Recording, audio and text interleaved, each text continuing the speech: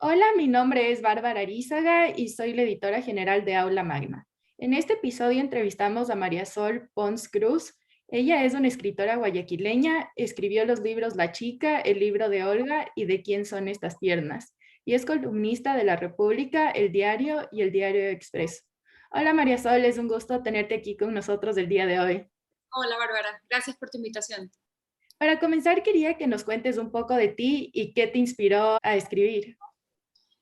Bueno, la verdad, mi amor por los libros, porque es lo que tengo yo, es desde muy pequeña. He sido muy lectora desde muy chica. No me formé para escribir, de hecho yo me formé en otros campos, siempre como en el tema empresarial y ahora trabajo en relación estratégica, pero el tema de escribir y de leer siempre fue mi pasión. Tuve, porque hoy descansa en paz. Miguel Donoso, pareja, es tío de mi papá y él tenía sus famosos talleres literarios y él siempre decía que el que quiere escribir tiene que escribir, que no tiene que encontrar una excusa para no hacerlo, sino hacerlo a pesar de cualquier cosa. Y fue así que en el 2008 yo decidí que se acababan las excusas, ¿no? Pues siempre es como que no sabes suficiente, no te has preparado lo suficiente, tu léxico no es lo suficientemente rico, tu sintaxis no necesariamente es perfecta, y en fin, una serie de líneas que pueden complementarse en libros y libros y libros de procrastinación. Entonces, empecé a escribir La Chica, siempre pensando que no iba a publicarlo, que yo escribía para mí. Y así fue que 3 años después lo terminé, y bueno, lo terminé en el 2011, exacto, 3 años después, y lo publiqué en el 2013, y mientras tanto igual empecé a escribir el libro de Olga, que se lo publiqué en el 2017, y también escribí De quién son estas piernas, que lo publiqué el año pasado en noviembre, y así, o sea, yo creo que escribir es un tema de no darse por vencido, de dejar el ego a un lado y simplemente dar rienda suelta a eso que te dice que necesitas hacer. En uno de tus escritos en el diario topas un tema muy relevante, post elecciones, que vale la pena conversar y compartir. En el artículo ¿Qué pasa con la justicia? Habla sobre cómo miles de personas sufrieron la pérdida del esfuerzo de toda una vida. ¿Consideras que el gobierno de Correa privó a los comunicadores de la libertad de expresión? ¿Y crees que este patrón se repetiría si es que llega un candidato como Arauz al poder? Sin duda pienso que el correísmo persiguió a los periodistas, la ley de comunicación, la ley Mordaza, silenció mucho, coartó la capacidad sobre todo de exponer investigaciones antes de que sean procesos judiciales, porque el periodismo no te juzga, no te condena, el periodismo lo que hace es que investiga y pone pruebas, y es el sistema judicial quien tiene que comprobar que los hechos, la evidencia, sea la suficiente para que los crímenes se den o no se den, y los delitos se tipifican de esa manera y el debido proceso debe ser respetado. Durante el correísmo, no solo la ley de comunicación silenció a quienes investigaban y querían denunciar o exponer sus investigaciones, sino que fue juez y parte en muchos procesos judiciales. Entonces, pues, digamos, coarta libertades, persigue a quien disiente. Muchas personas han calificado el régimen correísta como una dictadura. Eh, yo te podría decir que si fue abusiva, sí. Si fue violenta verbalmente, sí. Si creo que eso se puede repetir con Arauz, de darse que llegue a la presidencia después de esta segunda vuelta. No lo puedo asegurar al 100%, porque sería injusto también de mi parte yo, digamos, decidir cómo va a actuar una persona a priori, pero sí creo que es muy probable de que esa conducta vuelva, sobre todo esa actitud desde el gobierno, porque es que es muy fácil decir Correa para arriba, Correa para abajo, Correa para un lado, Correa para el otro, porque Correa no estaba solo. Correa no pudo haber hecho todo lo que hizo solo. El tema es que Correa tuvo todo un equipo de trabajo y toda una cantidad, un ejército de gente que hacía lo que él decía que hagan. Entonces, si Arauz se ha demostrado ser una persona obediente en el pasado hacia las órdenes o las decisiones, por decir así, de Rafael Correa, ¿por qué no ha de serlo ahora? Hay declaraciones en las que dice claramente que los jueces van a retractarse de las condenas del caso Sobornos. Entonces, si lo dice a priori, ¿por qué no pensar que a posteriori va a ser algo muy similar a lo que ya vivimos? ¿Cuáles crees que son los principales instrumentos de persecución que se usaron durante el Correato? Mira, durante el Correato, el SRI siempre fue el SRI o la amenaza de que si los empresarios denunciaban o si los empresarios no se alineaban con el gobierno o si cualquier cosa, digamos, estaba en la línea de no obedecer, entonces te amenazaban inmediatamente veladas, ¿no? Amenazas veladas, no, jamás el SRI de frente, pero en el discurso político habían amenazas veladas de inspecciones a tu negocio. Y a eso me refiero yo con lo que decías en el artículo sobre el fruto de tu trabajo de muchos años. Hay gente que invierte todos sus ahorros, que incluso no tiene ahorros y se endeuda y pone un negocio y tiene 5, 10, 15, 20, 25 años en el que solo ya no empecé yo, de repente empezó mi papá, de repente empezó mi abuelo, no sé, varios ejemplos, ¿no? Que varias realidades en el que tú apuestas todo por tu negocio y luego una amenaza de que el SRI te va a venir y te va a sacar una glosa o que el Ministerio de Relaciones Laborales va a venir y te va a poner una demanda laboral o te va a hacer una investigación. Es decir, un negocio, una empresa, no es solamente la vida del dueño o del accionista, es la vida de los empleados y del negocio y la cadena de valor que esta empresa afecta. Una empresa tiene proveedores, tiene clientes, entonces son una serie de involucrados y si a todos se los coarta de la misma forma, pues lo que se logra es un silencio colectivo. También se implementaron las famosas coactivas ministeriales, en el que el ministerio te suspendía con multas millonarias. Y en ese sentido, los funcionarios del correísmo pues aplicaron multas exageradas, muy, muy grandes, pero con una agenda política, no con una lógica o con un sustento de empresa y de verdad. Yo no digo que la empresa privada sea sacrosanta, nadie es sacrosanto, ni el privado ni el público, pero las multas, las sanciones no están hechas para aniquilar a la gente, sino para redireccionar un comportamiento, para mejorar un comportamiento. Pero cuando las multas son abusivas, son exageradas, la lógica de redireccionar se pierde porque ningún negocio aguanta tanta multa exagerada. Por ejemplo, la SECOM en las multas a los medios de comunicación emitía multas millonarias, cuando el dinero, pues, de dónde para pagar tantas multas? ¿No? Entonces, ¿cuál es la agenda? ¿Redireccionarte o aniquilarte? Esa es la pregunta que se hace, ¿no? Claro, aunque se vio una disminución de la popularidad del correísmo en estas últimas elecciones, ¿por qué crees que sigue teniendo tanta popularidad, considerando lo que respondiste en la anterior pregunta y también porque todo, o sea, todo el Ecuador sabe que ha sido sentenciado, han sacado a luz la corrupción de su gobierno, cuánto dinero se robó? Yo creo que hay un hecho real y es muy triste, y es que en nuestro país las diferencias económicas y las diferencias sociales son demasiado grandes. Es un país polarizado, la población más vulnerable tiene unas carencias muy grandes y unos sufrimientos muy fuertes. Y si las personas, tanto quienes dan el trabajo o quienes tienen mejores condiciones, no podemos ver eso, entonces estamos siendo un poco ciegos con respecto de la realidad que tenemos. Yo no creo que el apoyo es tanto o quiero pensar que el apoyo no es a la práctica correísta de persecución. Yo quisiera pensar que el apoyo es más bien a creer en las propuestas demagógicas que a veces se hacen y creer que $1.000 te van a solucionar el problema para toda la vida, cuando sabemos perfectamente que esos $1.000 son pan para hoy y hambre para mañana. También es verdad que el correísmo tiene un pool de votantes muy fuerte. Siempre supimos que Correa tenía un voto duro y ese voto duro se ve hoy asimilado totalmente por la lista 1, porque cuando ves los resultados electorales, la lista 35, Alianza País, ha muerto como movimiento político, ya no sacó votación, su candidata no llegó ni al 2% o 2,2%.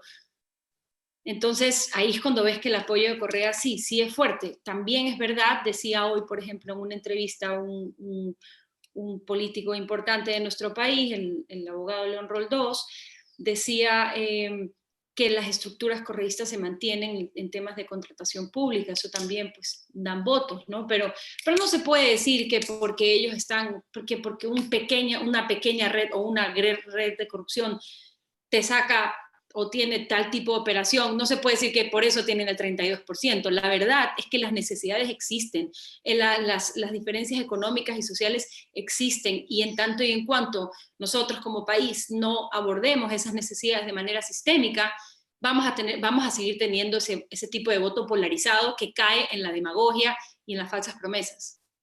¿Crees que el porcentaje de popularidad de ese 32% que mencionas llegó a su techo o cuál crees que es la posibilidad de que eso se incremente para la segunda vuelta? Bueno, sin duda puede tener un incremento. La segunda vuelta es un borre y va de nuevo. Todavía no sabemos quién va a la segunda vuelta. Y en función de eso, pues también veremos qué tipo de estrategia va a tener el candidato que llegue a la segunda vuelta. Sí creo que puede quizás subir en puntos porcentuales muy bajos, pero no creo que puede tener un mayor incremento. Es decir, mi respuesta a tu pregunta creo es que están muy cerca del techo. Aunque no se sabe por completo si es que va a quedar Yacu Lazo para la segunda vuelta, ¿cuál es tu reflexión de los resultados del conteo rápido de las elecciones? Mi reflexión es que en el país tenemos mucha diversidad y tenemos muchísimas lecturas con respecto a la realidad nacional. O sea, yo estoy en Guayaquil, tú estás en Quito en este caso, mi entorno es de X y Y características, el tuyo es de Q y L características, y creo que tendemos a pensar en el Ecuador que nuestro entorno es el que es, y no hacemos el ejercicio de ver más allá, un poquito más allá, y este resultado justamente nos pega en la puerta, en la ventana, desde el techo, para decirnos, oye, aquí no hay un solo entorno, aquí hay una diversidad de entornos, hay una diversidad de agendas, hay una diversidad de intereses y sobre todo de visiones sobre lo que tiene que ser el país. Por ejemplo, la sorpresiva votación de Herbas, con el 16%, te dice mucho, ¿no? O sea, alguien que todos decían, por ejemplo, yo en el programa de radio en el que trabajo los martes, preguntaba por qué hacer todos esos videos de TikTok. Cuando el candidato Herbas salió de viuda en fin de año, yo decía, a mí, en mi criterio, en mi formación, en mi concepción de política, yo prefiero algo más serio, ¿no? Yo tengo encasillado el político como quizá una actitud más seria. A mí no me gustó lo de la viuda, pero aparentemente a los millennials les encantó. Entonces, ahí ves, ¿no? Que hay espacio para todo, solamente tienes que apuntar bien al segmento, comunicar bien a tu segmento y ver cómo ese segmento reacciona, teniendo en cuenta que somos bastantes segmentos. Sí, así es. ¿Qué crees que podemos aprender de la manera que, digamos, Herbas y Yaku usaron su campaña en TikTok? ¿Crees que eso les dio bastantes votos para lo que son millennials? Creo que el caso de Herbas y el caso de Yaku son distintos. Creo que el caso de Herbas sí apela al entretenimiento y a digamos, la mentalidad millennial o quizá la manera de recibir contenido, por decirlo así, porque no es un tema de mentalidad. Al final las propuestas de Herbas no eran tan de izquierda, eran de centro, ¿no? Entonces, pues el centro apela a muchos. Creo que también es un país que está bastante parqueado en el centro, y ahí responde para mí la buena reacción de la candidatura de Yacu Pérez y su tema ambientalista también, ¿no? Su bandera ambientalista, porque si te pones a ver, el candidato Pérez no habló tanto de su agenda económica, se contentó con decir que iba a respetar la dolarización, que respetaría el convenio con el FMI, que quizá haría una renegociación o conversaría para que el pago de la deuda no nos asfixie, pero no habla mucho más del aspecto económico. Entonces, si es que pensamos en eso, pues entonces la gente ¿en qué está pensando? ¿Está pensando en economía o está pensando en qué? Esa sería una pregunta, por ejemplo, que me gustaría hacer. Sí. ¿Crees que tú como escritora, crees que nos tenemos que fijar un montón en el lenguaje de lo que dicen los planes de gobierno? Por ejemplo, en el plan de gobierno de Arauz dice que él quiere fortalecer el dólar, pero en sus entrevistas quiere meter dinero electrónico y claramente eso debilita el dólar. Correcto, y debilita el dólar y aparte si tú ves su trayectoria y el ensayo que publicó sobre desdolarización, buena o mala, hay muchas disonancias, hay muchas contradicciones. Entonces, yo creo que el tema de los planes de gobierno es importante tenerlo como una referencia, pero no como una palabra final. Además, la estructura del plan de gobierno como tal está hecho en un modelo estricto del CNE y es lo que el CNE te pide y es lo que tú tienes que contestar y punto. Pero hay mucha más información que nutre para confirmar o fortalecer o evidenciar si es que el candidato está diciendo o no está diciendo la verdad. Es decir, hace unos días yo estaba conversando sobre un análisis de una página web. Entonces hablaban de que los equipos de comunicación de cada campaña habían enviado su información sobre sus propuestas, las propuestas de cada candidato en ese caso.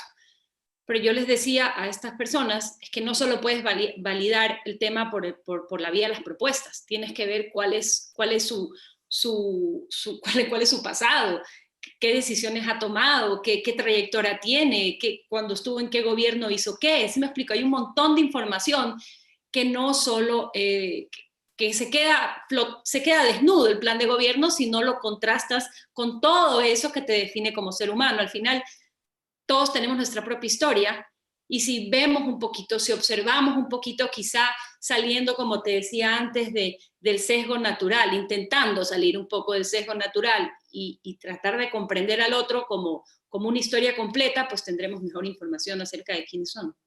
Sí, así es, y yo creo que las acciones te demuestran mucho más que las palabras. Sí, totalmente. Ahora que mencionas el CNE, ¿cómo evaluarías el trabajo del CNE en estas elecciones? Sé que en bastantes de tus artículos has reflexionado de una manera negativa el trabajo del CNE en las elecciones previas. Sí, mira, el tema de mis observaciones, como lo resaltas, es que para mí el 2020 fue un año de confusión. Obviamente la pandemia nos dejó así como turulatos, nos cogió en curva, recién ni siquiera terminamos de salir, estamos todavía en el proceso de... Pero el CNE tenía una responsabilidad muy grande, un ámbito muy grande y estas pugnas entre consejeros lo que te daban es mayor desconfianza y una sensación de mayor confusión, es decir, ¿qué es lo que va a pasar? ¿Qué es lo que va a hacer? No entiendo, o sea, el ser humano, el ciudadano de a pie, que no se conoce el reglamento, que no está atrás de la ley, que no está además pendiente de cuáles son las decisiones del Consejo Nacional Electoral, era muy proclive a confundirse y a sentir que el proceso no seguía un orden, que cualquier cosa podía pasar, que si hoy el reglamento, por ejemplo, yo tuve serias observaciones con respecto de la aprobación de candidaturas que no cumplieron con el debido proceso del Código de la Democracia en la democracia interna, valga la redundancia en la palabra, en el proceso de democracia interna de cada partido, como lo pasó, por ejemplo, con el tema de la candidatura de Álvaro Noboa, que no se inscribió a tiempo, no lo hizo cuando tenía que hacerlo, pero pretendió hacerlo a destiempo, colapsando el proceso. Es decir, ahí ya no es un tema del CNE, es un tema de un candidato que no quiere, y de justicia social del partido, que no quiere seguir las reglas como son. Ahora, dicho esto, con toda la desconfianza que se pudo haber sentido, quizá también, no solo yo, un montón de gente opinó al respecto, el CNE pues fue como ajustando el rumbo y hoy vemos que el domingo tuvimos un proceso electoral bastante transparente, no hubo apagón, siempre pudimos hacer el seguimiento del conteo nacional de urnas, de actas, las urnas se cerraron a la hora que tenían que cerrarse y se abrieron más o menos a la hora que tenían que abrirse. La gente hizo un esfuerzo mancomunado por ejercer su derecho al voto de manera respetuosa, la gente aguantó filas, mucho tiempo, calor en el caso de la costa, y sobre todo el riesgo de contaminación, ¿no? de contaminarse del virus. Entonces yo sí creo que el CNE hizo su mejor esfuerzo. No comparto con que se hayan adelantado a anunciar el resultado del conteo rápido, siendo que la variación entre uno y otro candidato era muy, muy pequeña y por tanto era riesgoso hacerlo, pero ya fue. Eso es como, ya está hecho. En general me parece que el CNE estuvo bastante mejor de lo que pudimos haber pensado que iba a estar durante el año pasado. Definitivamente. ¿Crees que se debería limitar cuántos candidatos aparecen en una papeleta o crees que estuvo bien que se lancen 17? Mira, yo lo que creo que se debe limitar es que los candidatos se financien con plata del Estado. Es decir, cuando las cosas son gratis, la plata no es de nadie y la plata se gasta sin eficiencia. Yo no creo, no es un tema de privado o público, para mí es un tema de eficiencia. Y cuando el dinero es propio y a ti te cuesta, tú lo vas a gastar de la mejor manera posible. Pero cuando el Estado viene y te dice, bueno, puedes gastar tanta plata en pauta, entonces tú vas a hacer pautas y vas a hacer cosas que no necesariamente son eficientes. Entonces, en un país como el nuestro, con problemas fiscales serios, problemas, digamos, de una envergadura bastante complicada, gastar en candidatos que van a sacar un 0,21% como Paul Carrasco, o el 0,22% como el candidato Sagnay, o 0,30 y pico por ciento que sacó Gustavo Larrea, Democracia Sí, o el propio César Montúfar, que hizo tanta bulla y no llegó ni al medio por ciento. Entonces eso te hace plantearte, oye, ¿dónde está el costo-beneficio? Yo comprendo que salió un Herbas ahí dentro de ese gran pool y llegó a un cuarto lugar con un porcentaje importante, con una campaña, digamos, diferente, que hizo bulla, pero él, si esa bulla la hubiera hecho de manera privada, pues igual hubiera tenido la oportunidad de participar.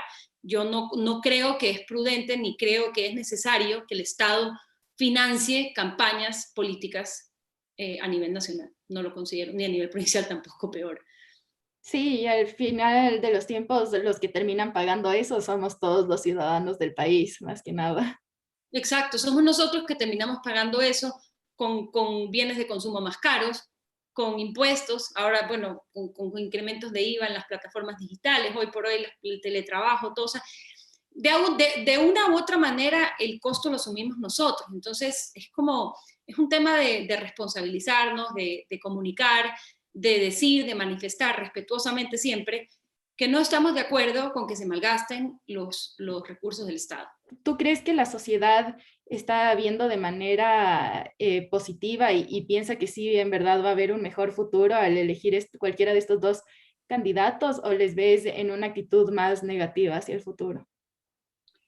Mira, cuando ves encuestas o cuando sigues más o menos las encuestas de estado de ánimo de la población, ves que la población es negativa, no es optimista.